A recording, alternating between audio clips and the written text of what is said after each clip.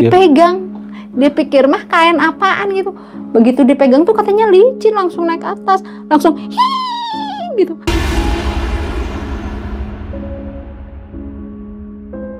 Kasih rejeki kek gitu, jangan nakut-nakutin.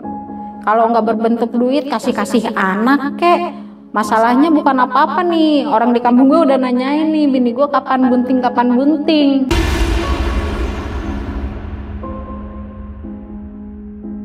Begitu saya melek, saya lihat ke perut, itu ular itu bang, ada di atas perut saya bang.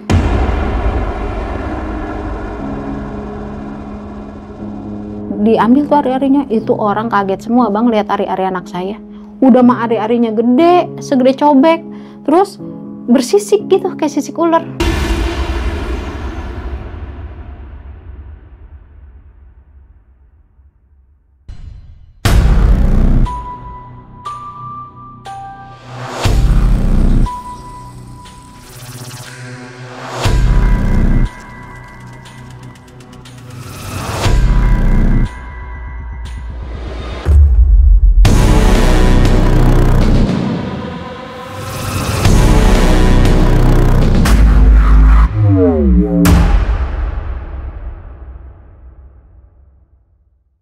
Assalamualaikum brother, ketemu lagi di channel Jelajah Malam. Malam ini gue kedatangan seorang tamu yang ingin bercerita tentang pengalamannya. Kalau mungkin dulu zaman gue masih kecil, orang tua suka bilang, hati-hati kalau ngomong ntar setan lewat. Dan ternyata kali ini hal itu ada benarnya.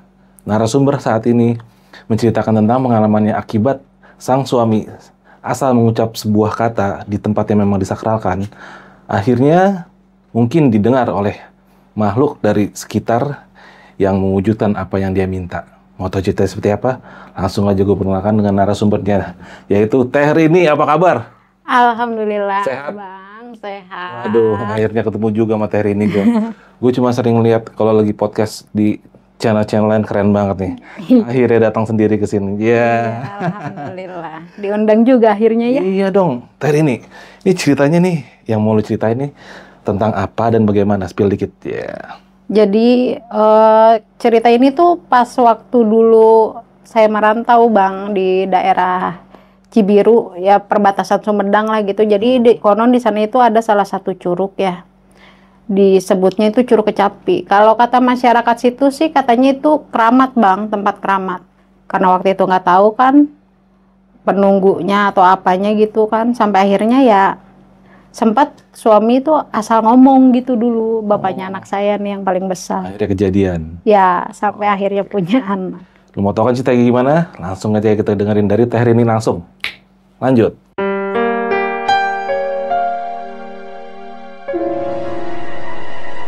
Jadi cerita ini tuh di tahun 2001 bang. Waktu 2001 itu kan namanya kalau kayak di kampung mah nggak ada pacaran-pacaran ya bang ya. Ceritanya waktu itu lulus SMA tuh dijodohin bang. Taruh. Ya, pokoknya dijodohin lah. Oh, gitu dah. Jadi nggak pakai pacaran. Karena mungkin namanya tetangga ya. Tetangga itu nggak pernah lihat pacarannya atau gimana, kok tahu-tahu nikah. Sempet tuh digosipin tuh bang sama tetangga. NBA. Ini jangan-jangan udah bunting duluan kali katanya. Nggak ketahuan pacarannya, tahu-tahu udah kawin gitu. Emang Allah mah maha adil ya, akhirnya 1 tahun tuh bang, 1 tahun setelah nikah tuh kosong, belum punya anak. Jadi ngebuktiin kalau nggak MBA. Iya. Oke. Nah selepas itu sempat ada satu kejadian yang akhirnya bikin saya sama suami saya itu merantau ceritanya. Walaupun kagak jauh, ya minimal nggak jadi satu sama orang tua sama mertua lah gitu. Dari mana ke mana merantaunya? Dari Bandung ke perbatasan Sumedang. Bang. Itu bukan merantau. Oke, lanjut. Nah setelah itu ceritanya itu benar-benar sedih banget bang. Kita itu dari rumah itu benar-benar yang nggak bawa apa-apa, cuman bawa baju, terus kayak foto nikah 1 album ya, sama surat nikah, udah itu doang. Itu pun bukan pakai tas bang, pakai kantong kresek yang gede itu loh, kantong hitam. Karena udah diniatin ya, sampai akhirnya kita nggak tahu mau kemana. Kadang kalau malam itu tidur kayak di emperan toko gitu, kadang depan masjid. Tuh bang, iya. Jadi sambil jalan tuh sambil mungut aqua apa gitu. Sampai akhirnya tuh botol-botol belum sempat kejual kan, karena belum banyak kan. Kalau pengen makan itu kan dulu saya punya jam gitu atau kadang punya baju gitu, jual buat beli nasi gitu, tuker jam buat beli nasi gitu Bang. Sampai akhirnya kita waktu itu ngejual nih hasil rongsokan kita. Terus ditanya, tinggal di mana Kang? Katanya, kata yang punya rongsokan ini kan.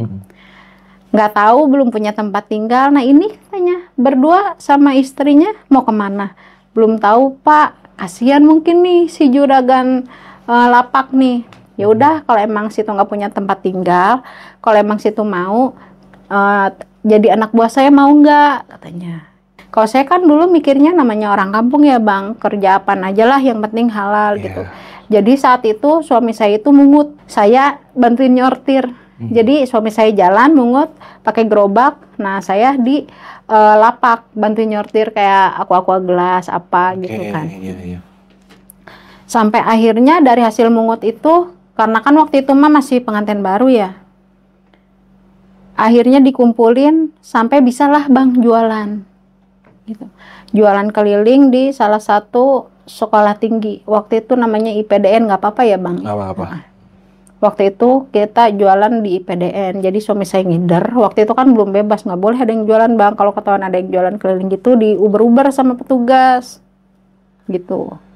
Nah, setelah jualan, sampai akhirnya dari lapak itu, sebelum pas mau jualan nih, ini ada uang nih, katanya yang ini buat modal cukup lah, ada sisanya. Saya ngontrak tuh Bang. Saya ngontrak itu kalau nggak salah di sekitaran seberangnya daerah Situhiang. Itu benar-benar masih kampung banget Bang, masih kampung banget. Saya ngontrak aja di rumah panggung, jadi nggak ada tembok, semuanya tuh kayak bambu gitu, bilik gitu Bang. Pas udah gitu, saya namanya orang baru kan, saya tanya nih ke Bu Tuti nih yang punya rumah. Ya mudah-mudahan sih orangnya masih ada ya, masih hidup ya. Kalau nonton tolong komen Ma Tuti gitu, atau mungkin anak-anaknya. Saya ngontrak di situ, alhamdulillah yang punya kontrakannya tuh ngerti gitu keadaan kita, istilahnya walaupun istilahnya kurang atau telat gitu, nggak pernah marah gitu kan. Saya tanya tuh, nih kalau di sini kalau nyuci di mana ke anaknya? Ada teh tuh di ditu yuk, cina orang Kalebak ada tuh di sana yuk, kita ke bawah katanya gitu kan. Jalan dah tuh saya bawa baskom Bang. Jadi yang antar saya tuh anak-anak piyik, anak-anak kecil-kecil Bang. Saya ke sana. Kan ngelewatin sawah tuh Bang. Kalau bahasa Sunda mah ada galengan gitu, ada jalan setapak tuh kalau pinggir-pinggir sawah.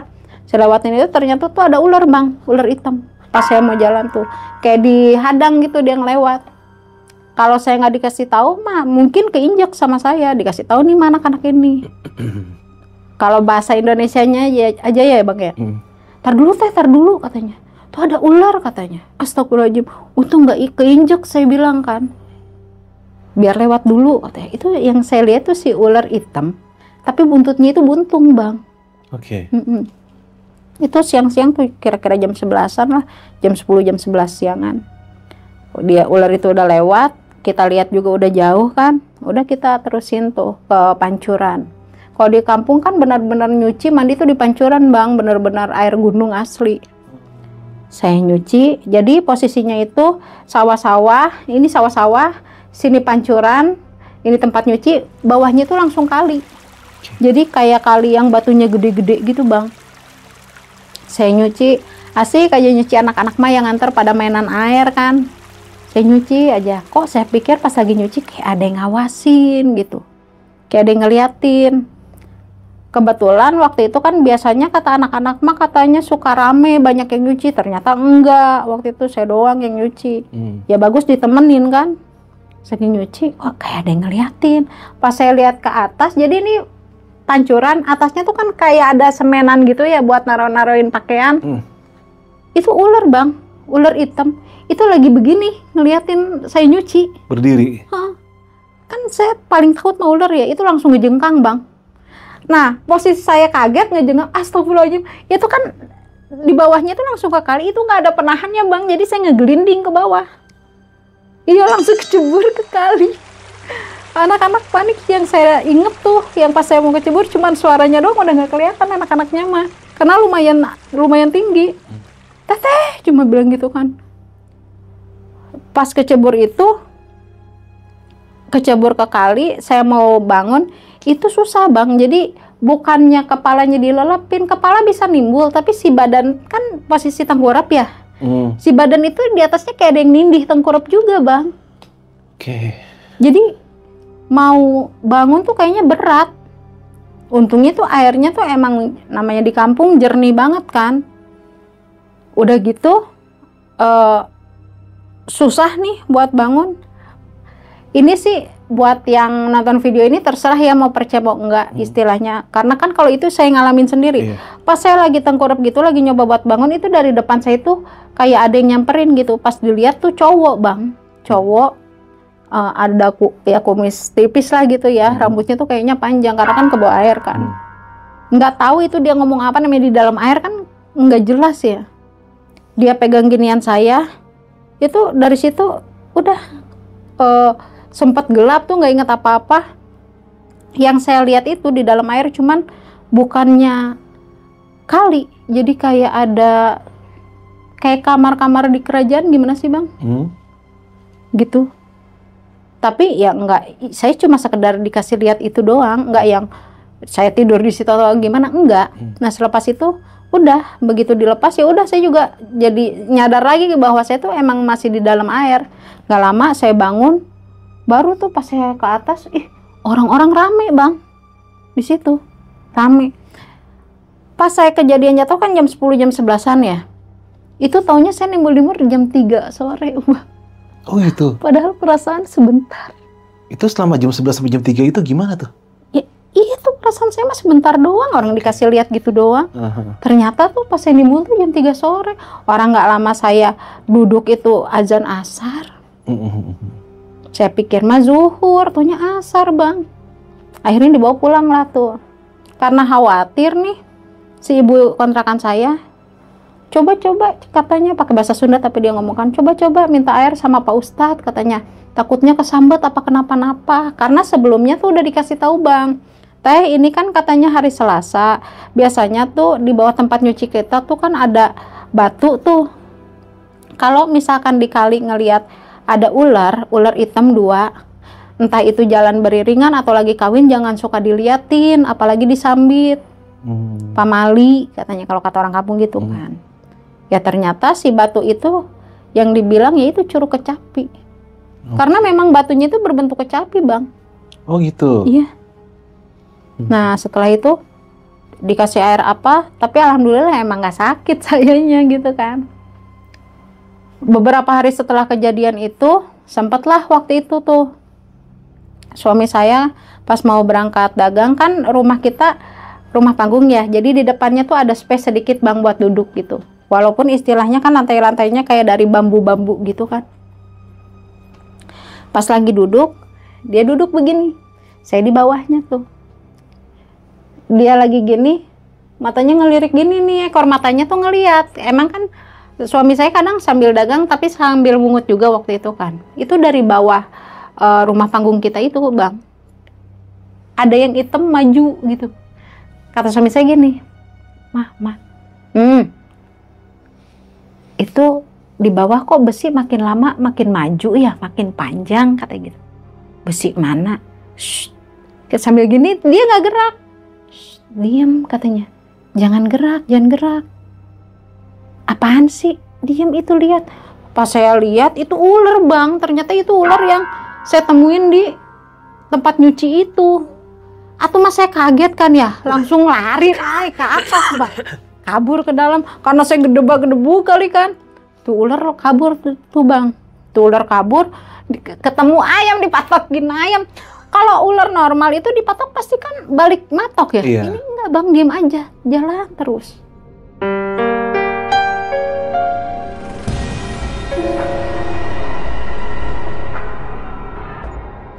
Oke. Tuh sekali tuh. Nah terus udah gitu beberapa hari kemudian, 2 hari apa 4 hari kemudian gitu, ceritanya lagi tidur siang tuh.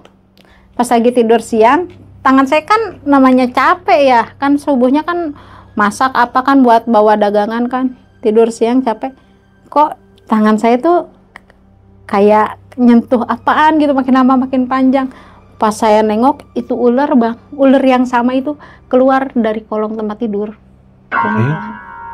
Itu langsung saya angkat, langsung saya mundur tuh. Astagfirullahaladzim, mau turun gak mungkin kan, cuman bisa merengkut aja kan di tempat tidur. Ya Allah, saya bilang gitu. Saya liatin aja sampai tuh ular kan, jadi di sela-sela lantainya itu kan ada bolongan masuk ke situ, ke bawah. Begitu dia ke bawah, saya tunggu lama tuh kan, merinding bang. Saya tunggu lama, nggak balik lagi kali. Tuh buru-buru tuh saya sumpel-sumpelin tuh, pakai kain-kainan apa kek. Takutnya dia keluar lagi dari situ. Saya nggak mikir macam-macam dong. Saya pikir ya namanya ular, pasti kan keluarnya dari lubang-lubang begitu ya. Betul. Sorenya saya bilang tuh, ya itu ular yang kemarin kita lihat tuh tadi ada, tahu di mana katanya. Dari bawah tempat tidur tuh, terus ularnya kemana? Ditangkap, boro-boro ditangkap, nggak kencing aja udah bagus, saya bilang gitu ya. Itu kadang ngeselin juga dia tuh bang, ini orangnya nih bekas manusia masih hidup bang, kalau dia nonton bener nyengir pasti dia juga. Nah pas udah gitu, terus kemana tuh lewat situ, oh pantesan disumpel-sumpel. Saya enggak, ternyata yang saya pakai sumpel-sumpel kaos kutang dia marah-marah. Oh tega amat, kaos dalam baru beli pakai nyumpel lubang-lubang. Daripada bini lu dipatok ular, saya bilang gitu kan. Nah pas udah gitu dicari dah tuh, coba yuk kita bongkar, takutnya masih ada ular lain gitu bang. Terus ada lubang-lubang lain kan, ngeri kan, bahaya. Ternyata nggak ada tuh.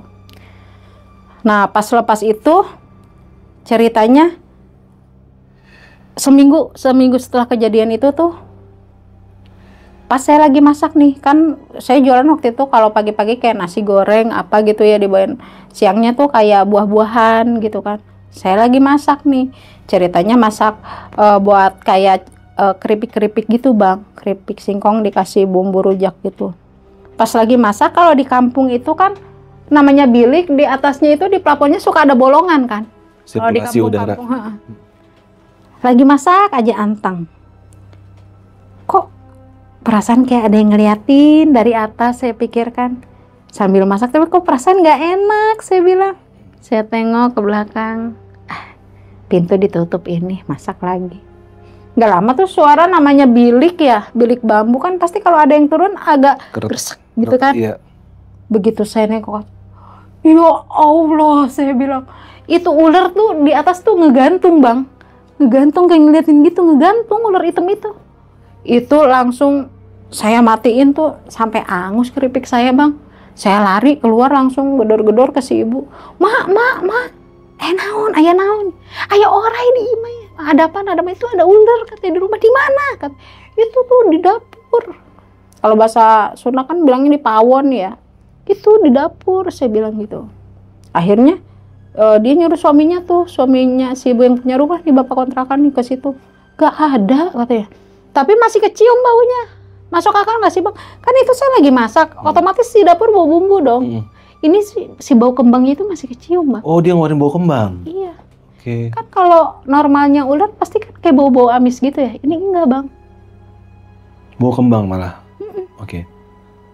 Nah udah kejadian gitu, kata si bapak yang punya rumah bilang gini, udah biarin, katanya itu mah karuhun sini kali, katanya nengokin doang, pengen kenal, ada yang ngontrak orang baru. Dalam hati saya ya, biarin bapak. Kalau saya kan takut ya, saya pikir. Cuman nggak berani aja bang, saya ngomong. Nah setelah kejadian itu, saya ngadu lagi tuh. Sampai kata suami saya gini, apa kita pindah aja kali ya? Baru banget kemarin bayar kontrakan, tahu punya istri ketakutan gini mah udah aja kemarin nggak dibayar dulu buat ngontrak di tempat lain gitu bener. Kan ya habis gimana sayang uangnya gitu kan. Akhirnya bertahan tuh sampai bulan depannya tuh bang di situ. Sampai ada saat waktu itu pas malam-malam mati lampu bang, mati lampu, ceritanya keluar nih karena gelap kan. Pas lagi keluar saya duduk begini nih di depan rumah. Nggak sengaja bang, di tangan saya seginiin kan, segini, ini apaan ya? Kepala ular itu lagi bang.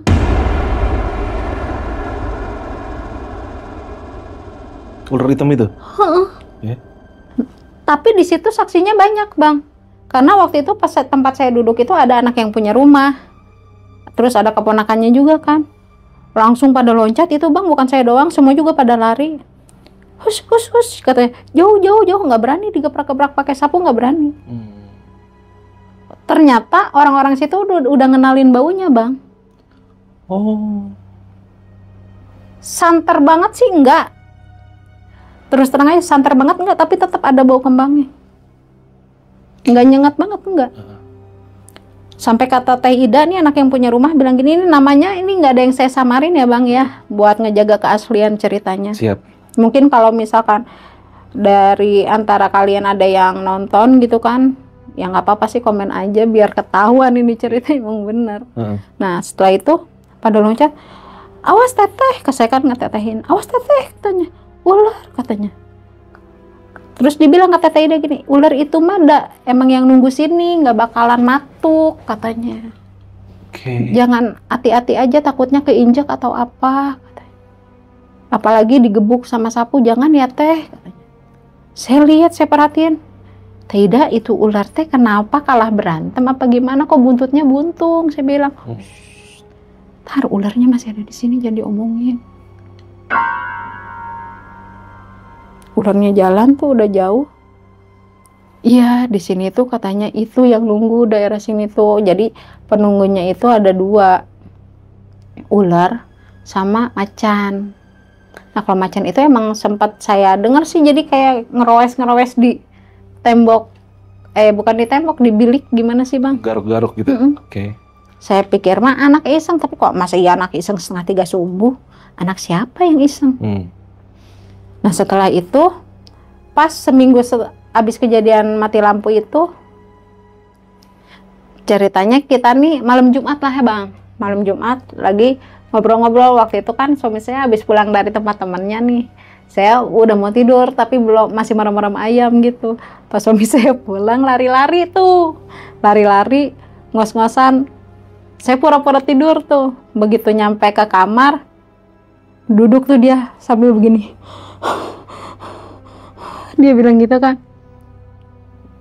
Saya lihat dia lagi serius kan. Wah, saya gituin. Dia kaget marah-marah.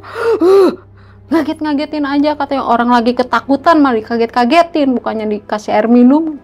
Ya saya bangun. Ketakutan kenapa? Saya bilang gitu kan. Tadi pas pulang katanya dari tempat si Mamang. Emang kenapa? Dilihatin kuntilanak di pohon bambu, kata dia gitu. Gimana ceritanya kok bisa? Iya kata, jadi sih pas dia lewat kan emang masih kampung banget Bang. Orang jalan aja belum diaspal, masih batu-batu. Jadi si kanan kiri tuh pohon bambu tuh kayak gini Bang, kalau di kampung mau pas pulang ke rumah saya tuh. Nah si salah satu bambu itu ada yang turun ke bawah gitu, tapi nggak turun banget. Iya yang melengkung gitu. Nah pas dilihat, nengok ke atas, tuh apa, kata bapaknya anak saya kan, tuh apa putih-putih gitu, diginiin tuh sama dia, begonya tuh Bang, dipegang. Dia pikir mah kain apaan gitu, begitu dipegang tuh katanya licin, langsung naik atas, langsung hii gitu. Ya iya dia lari Bang. Sampai ke sandung-sandung saya lihat emang celananya kotor, ternyata dijatuh. Rasain lu, saya bilang. Rasain, siapa suruh ninggalin bini, udah tahu bininya juga takut di rumah, saya bilang. Gua kan tadi udah perlu, kata dia gitu. Udah nih, ganti celananya tuh, minum, saya bilang gitu.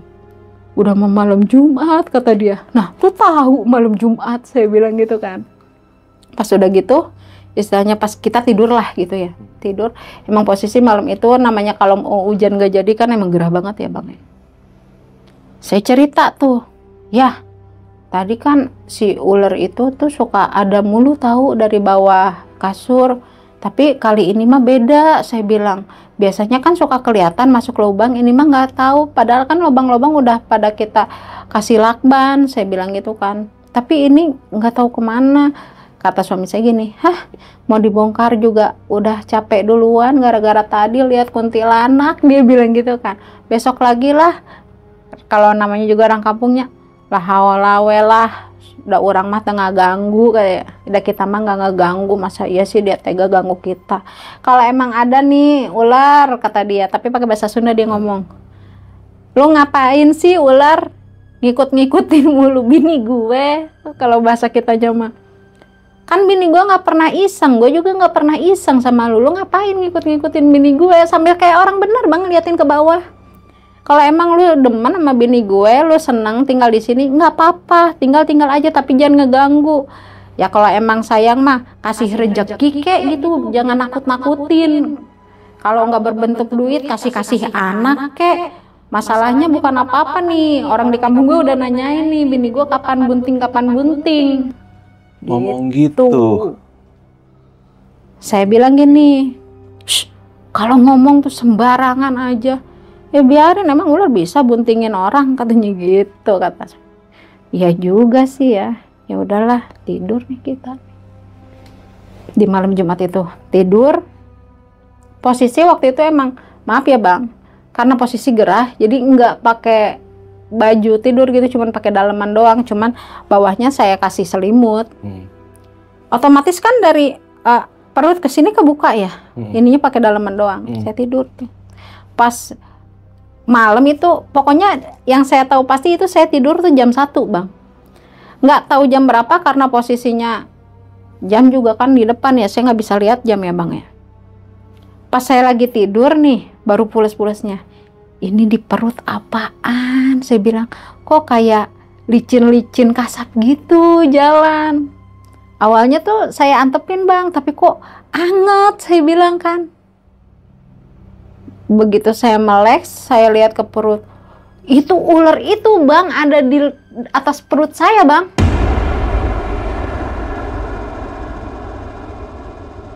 Itu posisi suami kan madep ke sana. Maksud saya kan kata dia kalau ketemu ular jangan gerak ya. Ih bagaimana saya mau gerak bang? Nggak mungkin saya nggak gerak, saya pasti harus bangunin dia. Kalau dia lama di situ bagaimana? Saya udah gini-gini aja. Aduh nggak nyampe lagi saya pikir. Saya liatin si ular itu sempat nengok tuh kepalanya ke arah saya. Deg-degannya bang, sampai kencing-kencing di kasur saya bang, saking takutnya. Saya pikir mau madep ke arah saya, mau matok, mau jalan ke arah saya, ternyata nggak bang, cuman ngelewatin, diem di perut nih. Habis diem di perut turun tuh. Nah begitu ular itu turun, ujung yang buntut-buntungnya itu turun dari kasur, itu baru tuh saya geprak-geprak tuh sampai bangun itu. Ayah orai, saya bilang gitu kan. Ada ular gitu kan. Ya saya kaget tuh. Marah-marah deh. Bener-bener ya katanya. Lu ngapain sih? Dia dipacok tuh, dipatok enggak? Enggak, tapi tadi di atas perut lama banget. Atau bukan bangunin lagian tidur pules banget tuh. Tidur apa mati sih saya bilang gitu. Udah mah tidur mantatin bini, tega amat saya bilang gitu kan. Akhirnya tuh dibongkar tuh bang, dicari tuh ular, nggak ada, cuma ninggalin baunya doang. Masih ada bau wangi? Masih. Oke. Sampai akhirnya besoknya pagi-pagi nih ketemu nih si Matuti yang punya rumah. Mak, kan dia kalau pagi dagang kan. Mak, semalam ada ular mak. Ular apa? Ular buntung itu. Katanya gitu. Terus, iya di atas perut. Tapi kok lama banget. Nah terus, iya sampai Rini kencing-kencing. Bukan dibangunin si AA-nya kemana? Ada tapi tidur. Diomelin tuh lagi saya. Pas udah gitu, ya udahlah bismillah aja. Tapi nggak diapa-apain kan? Enggak, tapi kan diem di atas perut lama banget. Sayanya takut. Tuh sampai kasur saya jemur. Kenapa? Ngompol mak, takut saya bilang. Akhirnya diketawain tuh bang.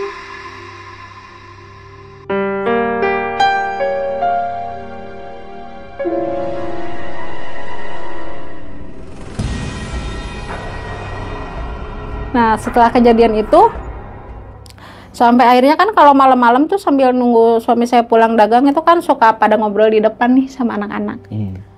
Sebulan lebih lah setelah kejadian itu.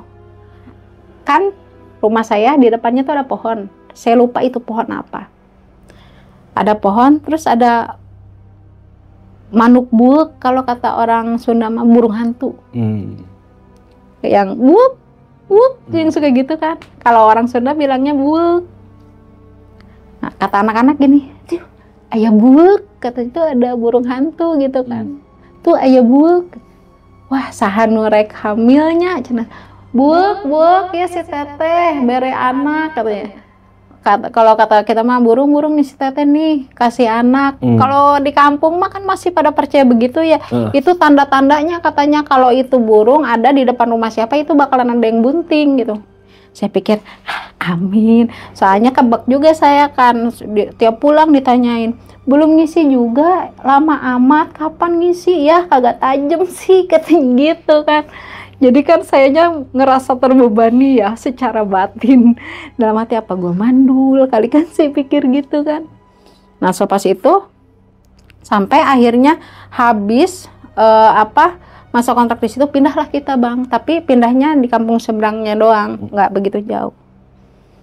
Pas udah pindah itu, saya bilang, karena kan saya waktu itu nggak ngeh tuh kalau saya lagi hamil bang. Karena kalau untuk menstruasi tetap jalan. Masih tetap mens terus? Okay. Sampai akhirnya kok saya pikir, nih saya gendut apa gimana ya, perut tambah lama kok tambah gemuk. Saya pikir, istilahnya naik turun sawah apa juga masih biasa aja gitu kan. Sampai akhirnya pas tidur saya bilang ke suami saya, ya ini dalam perut kayaknya ada tikusnya. Hah? Kok bisa tikus masuk situ? Makanya kalau tidur pakai celana gitu. Bukan begitu. Nggak, ada tikusnya gimana? Tuh lihat. Kebetulan kan waktu itu masih bahan-bahan yang jatuh itu loh baju tidurnya tuh. Jadi kalau perut gede itu ada yang gerak-gerak gitu. Wah, ini mah kena guna-guna kali kata dia gitu. Astaga. Kok perutnya gerak-gerak gitu kan. Tar dulu manggil Pak Ustadz katanya gitu. Keluarlah tuh. Ketemu si Bibi nih tetangga depan rumah saya. Reka mana Deni katanya. Bi, adi imah Pak Ustadz anu bisa ngubaran di mana, rumah Pak Ustadz yang bisa ngobatin di sebelah mana? Emang kenapa, siapa yang sakit? Itu istri saya kayaknya diguna-gunain orang deh. Hah, kok bisa katanya? Kan istrinya nggak pernah keluar, nggak pernah kemana-mana, kok bisa diguna-gunain orang? Nggak tahu, orang perutnya tambah lama tambah gede, udah gitu katanya perutnya itu kayak ada gerak-gerak katanya. Bini lu bunting kali? Enggak, orang tiap bulan rajin katanya. Oh, tamunya datang tuh, maksudnya iya men mulu tiap bulan lancar, masa iya? Kan kalau orang bunting nggak men katanya. Ada juga yang begitu. Udah jangan dulu ke Pak Ustadz, mendingan ke bidan dulu. Apa-apa teh sok suujon katanya gitu. Akhirnya besoknya nggak sempat, besoknya tuh lusanya ke bidan tuh bang. Aduh abang, mana itu bidan tuh jauh banget bang, nyebrangin sawah di kampung seberang. Namanya di kampung kan susah bidan. Iya. Oke. Waktu itu tuh temenannya dia sama Alam tuh. Tahu nggak sih Alam yang nyanyi Mbah Dukun dulu? Nah temenannya sama dia tuh, dia ngurek mulu berduaan. Rasanya kalau ngelihat lagi pada ngurek, rasanya pengen saya tendang-tendangin satu-satu tuh, nyungsep bener. Nggak pulang-pulang bang. Nah terus udah gitu ke bidan, ternyata bener bang, udah 4 bulan lebih seminggu. Isi? Iya. Oke. Saking senangnya tuh bang, sampai saya di gemblok dari bidan tuh nggak boleh jalan, takut jatuh katanya. Sampai ke rumah, susah sweet deh pokoknya. Pas udah nyampe rumah, biasa ada tuh, sampai akhirnya lahiran nih ceritanya. Tapi posisi pas hamil 7 bulan, kalau nggak salah kita udah nggak di situ, gitu. Kita udah nggak di situ karena namanya di kampung tuh apa ya, itu kampung banget sih bang. Jadi kadang ya kayak makhluk-makhluk begitunya banyak. Okay. Akhirnya kita pulang lagi ke Bandung nih, ke tempat mertua saya. Ditelepon nih sama ibu saya. Rini, emang laki lu sekarang, kan kalau ibu saya di Jakarta ya, di Pasar Blora jualan. Rini, emang laki lu sekarang kerja apa? Lagi nggak kerja mah. Terus ya udah sini aja, suruh dagang-dagang apa kek. Ya modalnya nggak ada, saya bilang kan. Udah ntar gampang modal mah, yang penting kesini aja dulu katanya, kasihan mana perut lu udah gede lagi, ntar emang lahiran kagak pakai biaya, kata ibu saya gitu tuh. Tapi sekarang udah almarhum. Akhirnya ke Jakarta nih bang, kita pas umur kandungan 6 bulan mau 7 bulan pergi ke Jakarta, istilahnya jualan lah. di daerah dulu kan belakang Pasar Blora banyak diskotik ya. Zaman dulu mah jualan tuh depan situ. Nah udah gitu sampai akhirnya waktunya lahiran. Itu saya namanya Dara ya, hamil pertama kan belum ngerti ya. Kalau kata orang tua, lu bunting pertama tuh biasanya lahirannya suka susah, kan takut ya. Ntar mati beranak lu. Wah, parno saya bang. Ngedadak tuh, sholat terus. Bacaan bener, takut mati pas lahiran. Sampai katanya lu kalau hamil jangan dimanja, ngangkat-ngangkat berat tuh apa kayak biar gampang lahirannya. Saking nurutnya bang. Sampai setiap hari tuh saya bantuin emak saya tuh kan dia dagang ngangkutin air. Dulu kan kalau ember cat itu kaleng ya, bukannya itu 2 ember. Itu hamil udah 8 bulan. Sampai orang-orang lihat, aduh jangan ngangkat berat-berat, ngeri ngebrojol di jalan katanya. Enggak, orang udah biasa biar lahirannya gampang, saya bilang gitu. Udah gitu tiba tuh malamnya gini-gini aja saya. Kata mama saya gini sama bibi saya, "Lo kenapa lo Rini? Gatal?" "Enggak, kok kayak dari perut Rini kayak ada yang jatuh ya." "Hah? Coba lihat basah enggak?" katanya. "Takutnya ketuban." "Enggak, tapi." Mandilah tuh saya malam-malam. Masuklah ke kamar saya. Jadi dulu itu kita tinggal di Pasar Blora, Bang. Dulu kan kalau sekarang kan udah dirubuhin ya yang depan stasiun Sudirman. Dulu itu Pasar Blora yang aktif cuman tengah sampai ke belakang. Depannya udah enggak. Jadi cuman di depan sama tengah. Jadi yang udah nggak aktifnya itu disewa-sewain buat tempat tinggal. Nah, dulu saya tinggal di situ, Bang.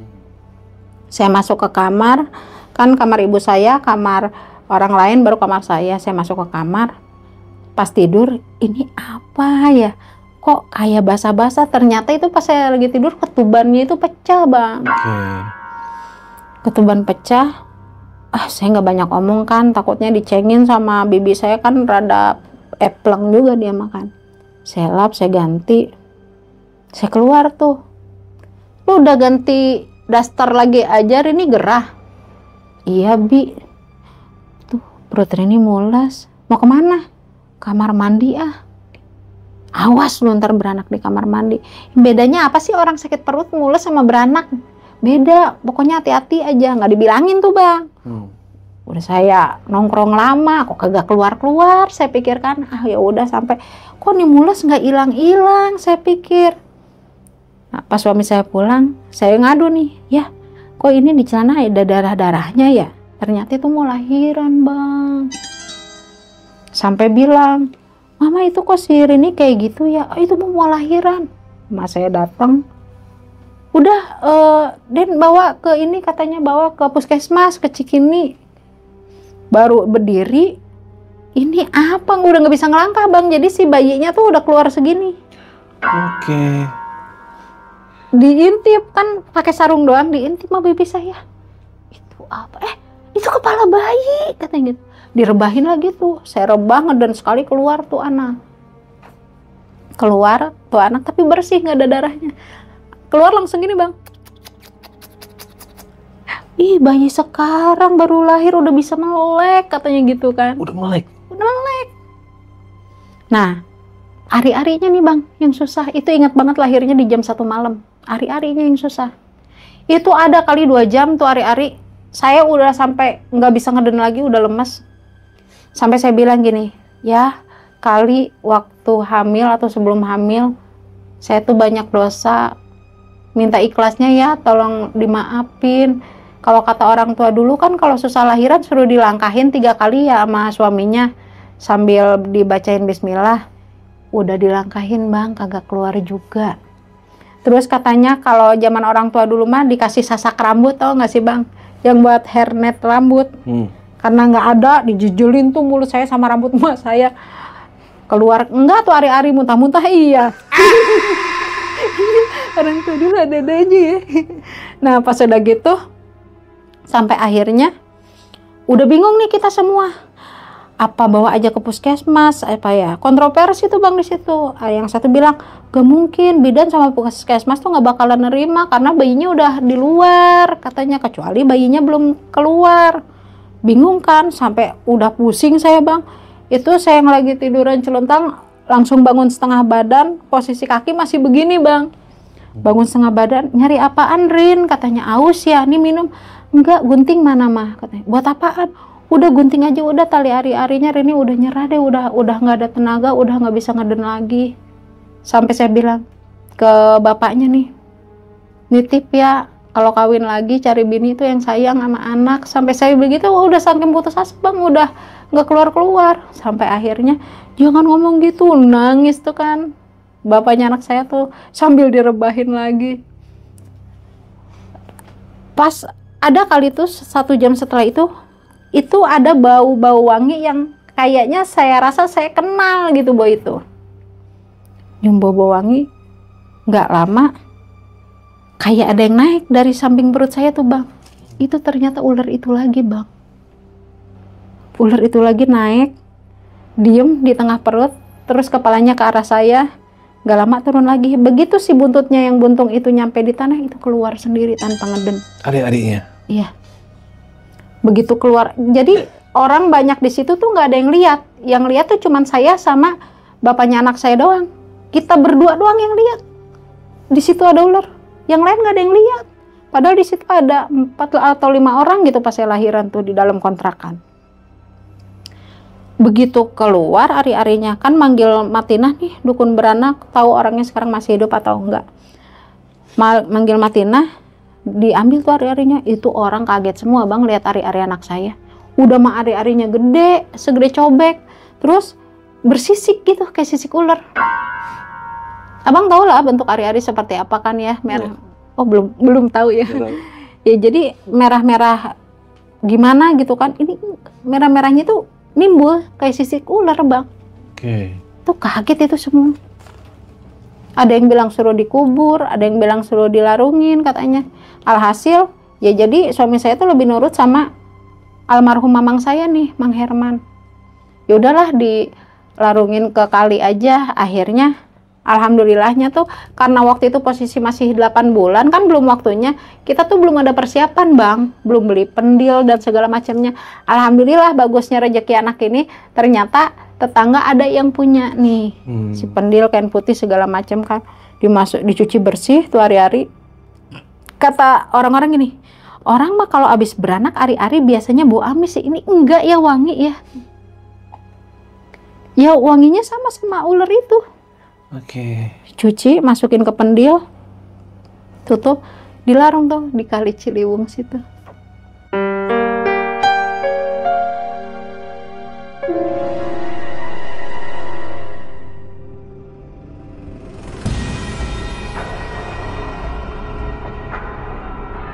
Nah, setelah kejadian itu sampai akhirnya pas umur 1 bulan kalau nggak salah, udah mulai kuat lah, kakek neneknya di Bandung kan pengen lihat, dibawalah ke Bandung bang. Dibawa ke Bandung tuh sakit-sakitan mulu, namanya anak umur segitu ya. Setiap dia sakit tuh asal nangis nih, tiap nangis aja itu dari dada sampai ke perutnya itu kayak ruam merah gitu bang, tapi nyerupain sisik pada nimbul. Orang-orang gue bilang, kok katanya kayak sisik ular ya gitu. Paling kalau pas kedengaran sama bapaknya dibilangin, shh, jangan ngomong gitu. Karena pas hamil 7 bulannya itu sempat saya mimpi didatengin si sosok yang sama nih bang, sama sosok laki-laki yang saya temuin di bawah air itu. Cuman bedanya di mimpi saya itu, dia itu dari perut ke bawah itu ular bang. Dari perut ke bawah itu ular, sisitnya tuh kayak emas. Ininya telanjang dada, ininya pakai ginian. Gimana sih kayak pakaian kerajaan. Dia cuman bilang gini, nitip ya anak saya, kalaupun dia nakal, senakal-nakalnya dia jangan pernah ngatain dia itu anak ular. Pesennya gitu? Iya. Oke. Itu sempat saya bilang juga sama laki saya. Nah, tapi dia bilang, enak aja anak ular anak saya lah, katanya gitu. Tapi emang mukanya mirip bapaknya banget sih. Nah pas udah gitu, sampai akhirnya ini tanyain Rini ke si AA suruh beli obat, takutnya gatal nih anak. Dikiranya tuh ruam-ruam yang berbentuk sisit ular itu gatal, padahal enggak. Sampai akhirnya pas di umur dia 40 hari itu adalah pengajian Bang, di daerah alun-alun Masjid Agung alun-alun Kota Bandung. Di situ tuh ada beberapa habib yang datang waktu itu kan, di tahun 2003 tuh. 2003 awal 2004 lah, dibawa ke situ. Pas lagi ngaji, namanya Masjid Agung kan luas ya. Posisi saya duduk itu ada di tengah Bang, tengah masjid. Jamaah dari mana-mana.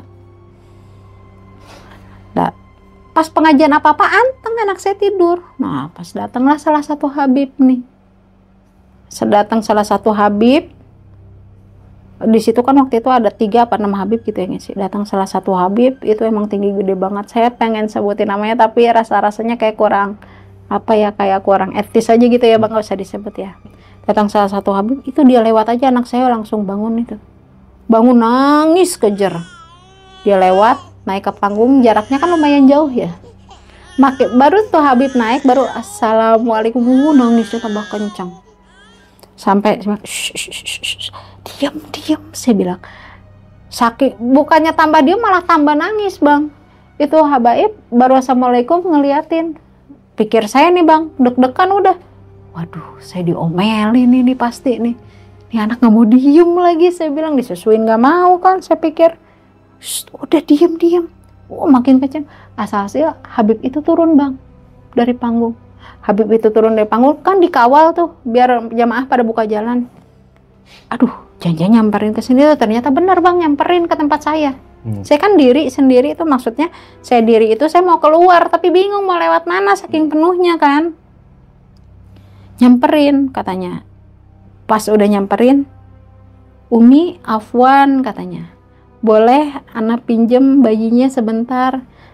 Nah, terus kata si muridnya bilang gini, afwan Umi katanya, tapi tutupin pakai kerudung ya, soalnya Habib jaga wudhunya kata gitu. Ya saya juga paham kan ya. Saya kasih itu karena Habib itu tinggi gede ya, 1 tangan doang tuh Bang si kepalanya di sini. Saking tinggi gedenya. Dilihat dia, pas dilihat, astagfirullahalazim katanya. Saya bingung kan. Kenapa nih anak saya kan? Astagfirullahaladzim. Diliatin aja sama dia. Nyengir dia yang lagi nangis, nyengir. Dibacain nangis lagi kejar nih Bang. Pas lagi dibacain doa nangis kejar, dibuka tuh pakaiannya tuh sama habaib, diangkat. Ternyata bener kayak biasanya Bang, ruam-ruam bersisik gitu. Sampai akhirnya nggak tahu habaibnya baca apa gitu ya, dicium keningnya, nggak tahu dipakein apa, dikasih ludah deh tuh tangannya dikit, baru diusapin sekali, diem tuh anak yang tadinya nangis kejar. Kedua kali rada ilangan nih, ketiga kali baru hilang. Boleh katanya Umi anak pinjem sebentar bayinya. Disenggol-senggol sama nenek saya kan. Oh iya boleh Bib. Naiklah ke atas, dibawa.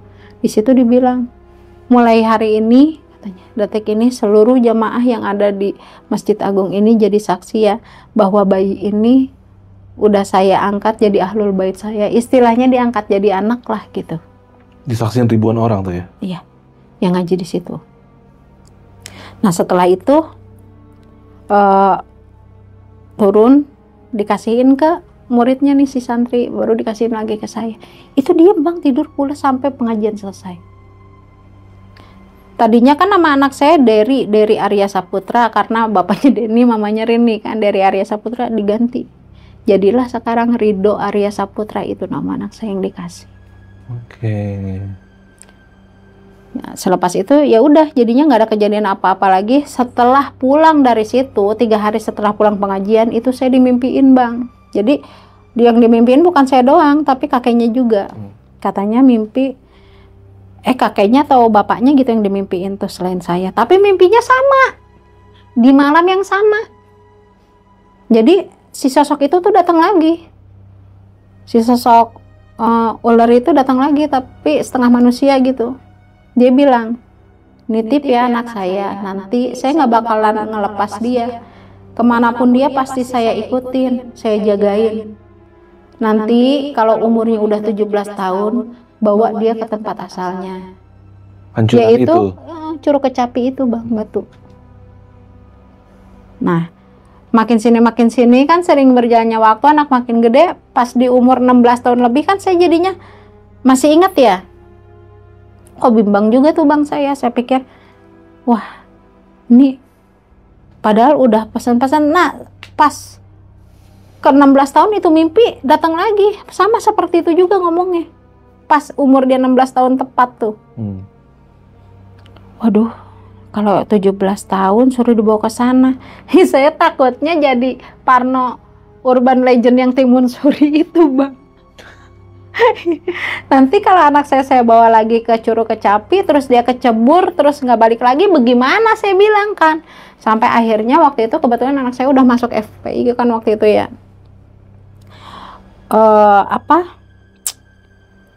Suka ikut ngaji di situ gitu. Saya nanya tuh sama ustadz-ustadz di situ, saya cerita ini kejadian ini nih Bang. Nah, menurut mereka udah kalau yang gitu mah gak usah terlalu diturutin. Anak ibu tuh rajin ngaji, insya Allah nggak bakal ada apa-apa, percaya dah. Ya alhamdulillah sampai sekarang nggak saya bawa-bawa lagi ke sana. Nggak diturutin ya? Tapi malah terbalik, malah anak saya yang minta ke sana. Hah? Iya, kesininya. Mah, main yuk ke tempat yang Mama pernah cerita itu, katanya. Jangan Do, emang kenapa? Kan enak masih kamu, bukan masalah kampungnya. Ya itu jujur Bang, sampai sekarang juga sebetulnya kayak saya masih sangsi gitu, masih ragu. Sebetulnya saya juga pengen ngajak dia main, cuma sekedar main ke situ, tapi ya itu dia ada hawa ketakutan mah pasti ada. Lebih baik jangan sih. Iya, kata ustadznya juga bilang gitu. Nah, sempat satu kejadian, dia ceritanya ngawal ulama, ada acara tablik akbar di daerah Kamal. Posisi waktu itu kan habis hujan. Nah, pas di pengajian itu jamaah tuh pada kabur Bang, ada ular hitam, lumayan ya seginilah gedenya ular itu. Matok tuh ke tangan, pas ditangkap matok. Do, katanya iket pakai kain Do, katanya.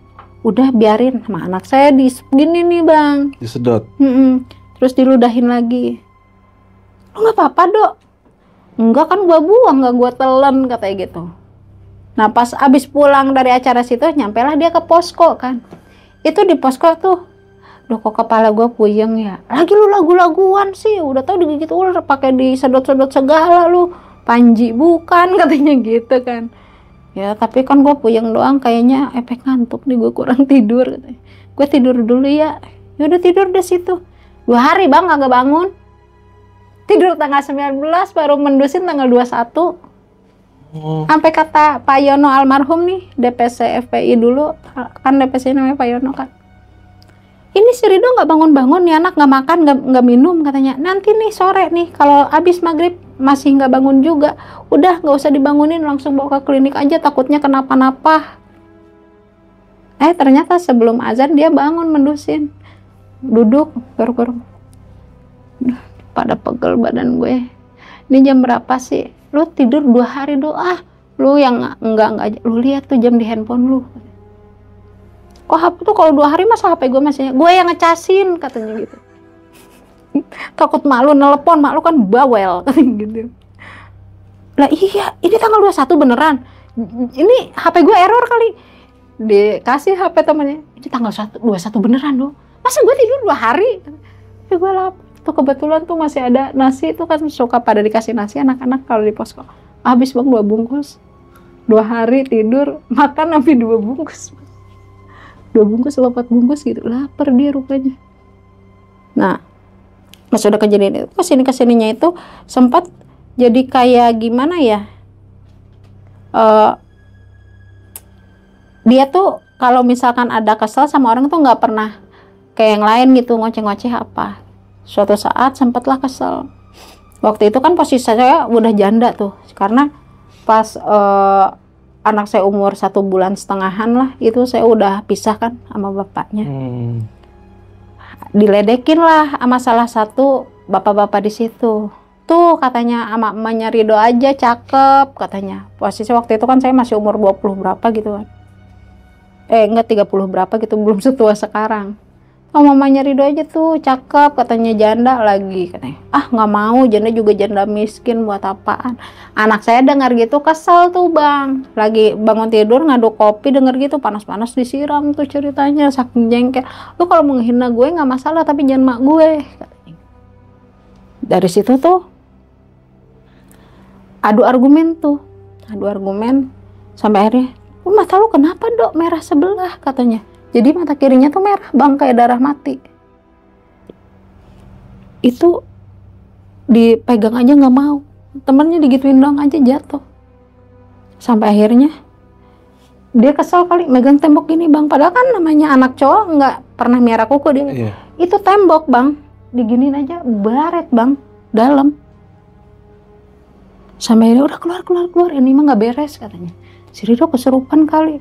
Sampai akhirnya matanya tuh merah semua, keluar tuh semua. Si Rido diantepin sendiri itu, dikunci dari luar. Kalau waktu di posko itu kan si jendelanya itu masih yang kawat-kawat gitu ya bang, pada ngintipin dari luar. Waduh ngamuknya benar. Itu si Rido kayak kesurupan inian kali katanya, kesurupan macan kali, kok begitu katanya gitu kan. Udah antepin aja sampai akhirnya almarhumah Pak Yono nih datang, disadarinnya sama dia. Nah makanya saya kena tegur. Marido katanya, iya pak, ini tadi si Rido di pos katanya ada kejadian, diceritain lah tuh ke saya.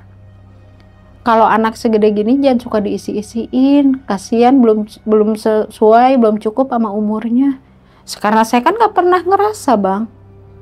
Dan ternyata si harimau yang masuk itu ya emang ya turun temurun gitu. Dari turunan keluarga? Iya. Oke. Nah, selepas itu akhirnya